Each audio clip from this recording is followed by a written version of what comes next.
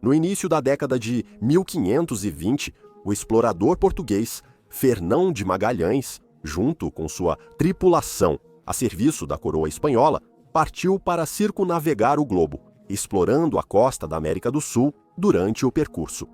Eles pretendiam chegar às Ilhas Molucas, na Indonésia, estabelecendo uma rota marítima ocidental para acelerar o comércio de especiarias através das ilhas. Essa expedição começou como um sucesso para Fernão de Magalhães. Ele foi o primeiro europeu a mapear o que mais tarde seria chamado de Estreito de Magalhães, um trecho navegável de mar que separa o Oceano Atlântico do Oceano Pacífico entre o continente do Chile e o arquipélago da Terra do Fogo. Ele também atravessaria o Pacífico até as ilhas do leste asiático logo depois e cumpriria sua promessa aos espanhóis. Sua sorte, no entanto, não duraria. Ele logo morreria em batalha com os habitantes da ilha filipina de Mactan, ao chegar ao leste asiático em 1521. É através das palavras de um dos homens de Fernão de Magalhães, o estudioso e explorador veneziano Antônio Pigafetta, que o tema do vídeo de hoje pode ser explorado. Antônio Pigafetta foi um dos poucos homens da expedição de Fernão de Magalhães que retornou em segurança à Europa Ocidental em 1522, e ele não tinha poucas histórias para contar sobre sua viagem. Entre elas estava o relato de um avistamento incomum que supostamente ocorreu ao longo das costas da Patagônia, durante o trecho sul-americano da viagem. De acordo com o explorador, uma raça de humanos gigantes, com o dobro da altura de qualquer outro, vivia ao longo das costas e florestas da Patagônia. É uma afirmação que distorceu a percepção europeia sobre a região por quase 300 anos depois. Mas o que Pigafetta realmente viu em suas viagens para o oeste?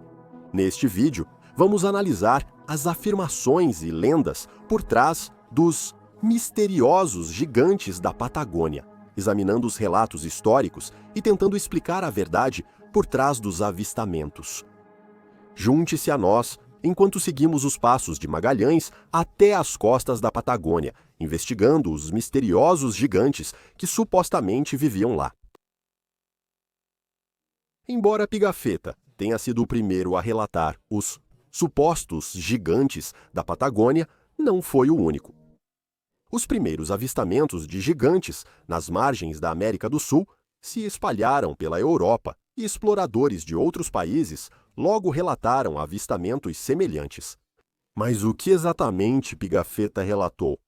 O avistamento teria ocorrido enquanto o navio estava no porto, depois que a tripulação navegou por um trecho de costa arborizada. Enquanto a tripulação descansava, eles notaram a chegada de um homem grande na margem, com o dobro da altura de qualquer homem a bordo do navio. Ele supostamente cantava e dançava de forma ritualística, mas detalhes específicos não foram registrados. Pigafetta escreve, abre aspas, certo dia, de repente, vimos um homem nu de estatura gigante na margem do porto, dançando, cantando e jogando poeira na cabeça. O capitão-general, que seria Fernão de Magalhães, enviou um dos nossos homens até o gigante para que ele repetisse as mesmas ações como sinal de paz. Fecha aspas. O encontro realmente parece ter sido pacífico. O suposto gigante, então, teve um encontro com o próprio Fernão de Magalhães e parece não ter havido animosidade ou cautela entre os dois.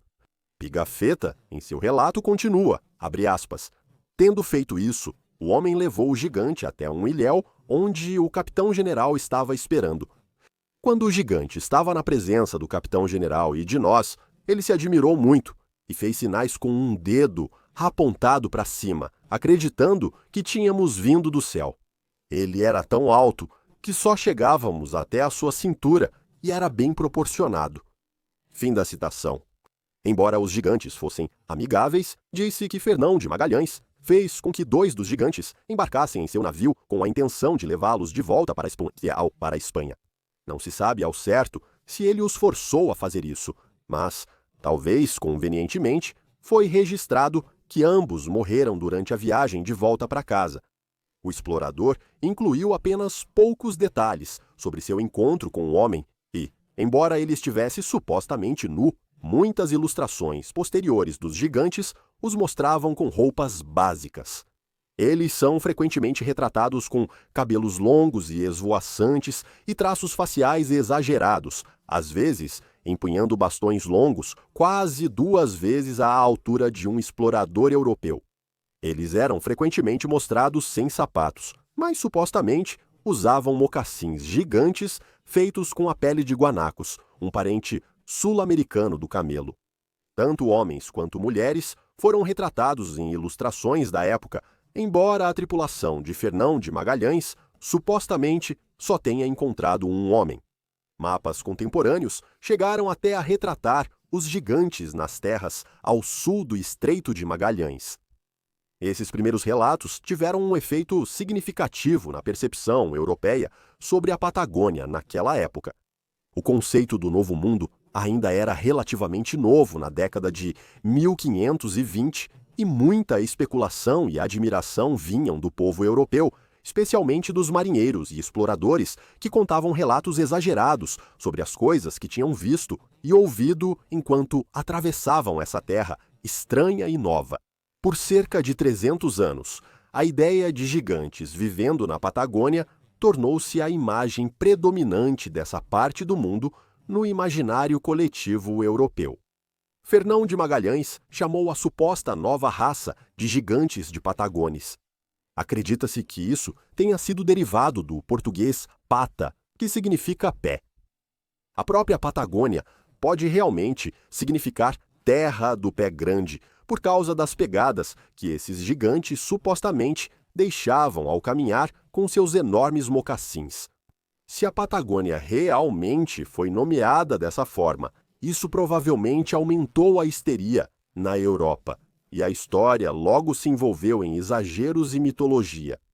Há também a sugestão de que Fernão de Magalhães nomeou os gigantes em referência a Primalion, personagem de um romance espanhol do século XVI.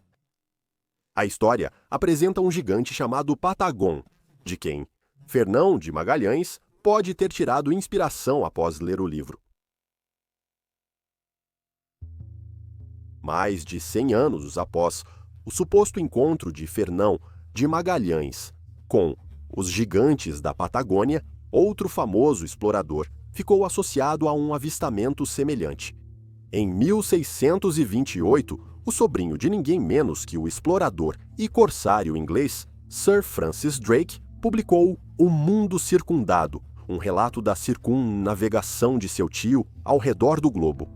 Os gigantes, mais uma vez, fizeram uma aparição neste livro. Drake supostamente os encontrou pessoalmente enquanto navegava pela região em suas viagens à América do Sul. No livro, o sobrinho de Drake afirmou que Magalhães pode ter exagerado o tamanho dos Patagones. Embora eles fossem realmente altos, não eram nem de perto tão altos quanto seu suposto descobridor os havia descrito. O sobrinho de Drake, então, continuou dizendo que talvez Magalhães tenha exagerado o tamanho dessas pessoas, pensando que ninguém jamais voltaria a um lugar tão remoto quanto a Patagônia para confirmar seus relatos. Em vez de documentar os povos reais da América do Sul, acreditava-se que Magalhães e sua tripulação optaram por criar uma história fantasiosa para impressionar as pessoas em casa. Isso não impediu os exploradores da época de acrescentarem à lenda, com seus próprios relatos e histórias sobre humanos gigantes nas costas da Patagônia. Os exploradores holandeses Willem Schouten e Jacob Lemarry relataram que haviam encontrado ossos humanos gigantes na Patagônia no início dos anos 1600, mas não conseguiram comprovar suas afirmações. Muito tempo depois, em 1766, o capitão John Byron deu a volta ao mundo e voltou com histórias de gigantes que tinham mais de 2,70 metros de altura. A verdade ficou obscurecida mais uma vez quando os países da Europa voltaram a especular sobre a Patagônia como um mundo perdido bizarro, repleto de humanos enormes. Diversos cientistas contestaram agressivamente a ideia da existência dos Patagões, e as histórias até aumentaram as tensões entre as nações. Marinheiros franceses começaram a acreditar que as tripulações britânicas estavam apenas usando histórias dessas expedições à Patagônia em busca de gigantes para identificar pontos de entrada para um ataque às colônias francesas nas Américas. A histeria em torno dos gigantes começou a diminuir no final do século XVIII. O explorador francês Louis de Bougainville, em 1767, afirmou que a pessoa indígena mais alta que encontrou na Patagônia tinha 1,75 metros de altura e que relatos anteriores eram extremamente exagerados. Isso foi confirmado quando os relatos oficiais da viagem de Byron foram divulgados, revelando que os gigantes mais altos eram, na verdade, apenas 10 centímetros mais altos do que o explorador europeu médio. Aos poucos, a ideia de que a Patagônia era uma terra de gigantes misteriosos começou a desaparecer da percepção europeia sobre a região. Parece que os primeiros exploradores criaram farsas para causar um efeito dramático. Então, quem eram realmente as pessoas que os exploradores encontraram? As pessoas que Fernão de Magalhães, Francis Drake, Byron e tantos outros supostamente encontraram em suas viagens à Patagônia são hoje amplamente consideradas como sendo os Tehuelche. Eles são os habitantes indígenas desta região da América do Sul. E embora relatos digam que eles eram mais altos do que o explorador europeu médio da época, certamente não eram gigantes míticos ou monstruosos. Eles eram, é claro, embora talvez estranhos para esses exploradores europeus, apenas outro tipo de ser humano.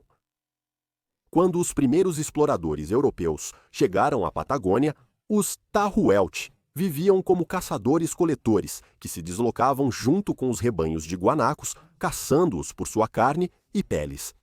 Eles viviam em campos, margens de lagos, áreas úmidas e, claro, nas linhas costeiras da Patagônia durante o inverno para escapar dos ventos fortes dos planaltos, para onde migravam durante o verão. Fernão de Magalhães teria sido o primeiro explorador europeu a entrar em contato com os diversos grupos indígenas Tahuelche em 1520. E eles não teriam nenhum conhecimento do velho mundo europeu ou asiático antes de conhecê-lo. Faz sentido o homem que Fernão de Magalhães encontrou acreditar que ele veio do céu. De que outra forma ele poderia explicar um encontro tão incomum? Fernão de Magalhães já havia encontrado as pegadas do povo Tehuelche antes de conhecê-los pessoalmente. Relatos de que eram gigantes provavelmente surgiram após a descoberta dessas pegadas. Eles realmente usavam mocassins feitos de pele de guanaco, cujos pelos faziam com que suas pegadas parecessem muito maiores do que realmente eram. Após o estabelecimento dos colonizadores europeus nas Américas, o povo Taulete recebeu muita influência cultural e tecnológica do povo Mapuche, do sul do Chile, que já era muito mais estabelecido. Eles começaram a utilizar cavalos domesticados para viajar pelas planícies da Patagônia e passaram a viver de maneira muito semelhante aos povos das grandes planícies da América do Norte. Isso, posteriormente, trouxe mudanças sociais na sociedade Taulete, e eles adotaram diferentes padrões de deslocamento pela Argentina e pelo Chile como resultado. Na década de 1860, colonos galeses chegaram às terras Taulete e, embora as relações fossem principalmente pacíficas, os galeses tendiam a vê-los como infantis e não civilizados, adotando atitudes paternalistas em relação a eles. A história do povo Taulete, como a de muitos grupos indígenas nas Américas, infelizmente termina em tragédia. No século XIX, pessoas das comunidades Taulete foram sequestradas contra a sua vontade e enviadas para a Europa para serem exibidas como atrações na Bélgica, Alemanha, Suíça, Inglaterra e França. Muitos grupos demográficos na sociedade Taulete foram vítimas desse abuso, desde chefes até crianças. E de forma chocante, muitos acabaram sendo exibidos em zoológicos humanos. Essa sombria prática colonial envolvia exibir povos indígenas ao lado de animais como atração para o público em geral em várias cidades europeias. Havia uma ênfase na inferioridade dessas pessoas em comparação com os europeus, e as condições eram frequentemente horríveis para aqueles mantidos nesses lugares. Enquanto isso, na América do Sul, os remanescentes do povo Tahuelche estavam sendo forçados a viver em reservas pela província de Santa Cruz, na Argentina. Removidos de suas terras e privados de sua liberdade em favor do crescimento das colônias europeias, os Tahuelche começaram a diminuir em número. Em 2010, havia cerca de 28 mil pessoas que se consideravam descendentes dos Tahuelche na Argentina, e sua população no Chile é praticamente inexistente. Além disso, a língua Tahuelche foi desaparecendo lentamente desde a chegada inicial dos espanhóis e agora é considerada praticamente extinta. Como em muitos casos da história colonial, a história dos Tahuelche e sua percepção como os gigantes da Patagônia está repleta de tons sombrios. Embora os primeiros encontros dos europeus com essas comunidades indígenas tenham sido pacíficos, as relações logo mudaram quando os colonizadores espanhóis chegaram e forçaram os Tahuelche a deixarem suas terras ancestrais. Hoje, a lenda dos gigantes da Patagônia está há muito morta, desmascarada como uma farsa. Mas a cultura do povo Tahuelche continua viva. Espero que continue assim por muito tempo ainda.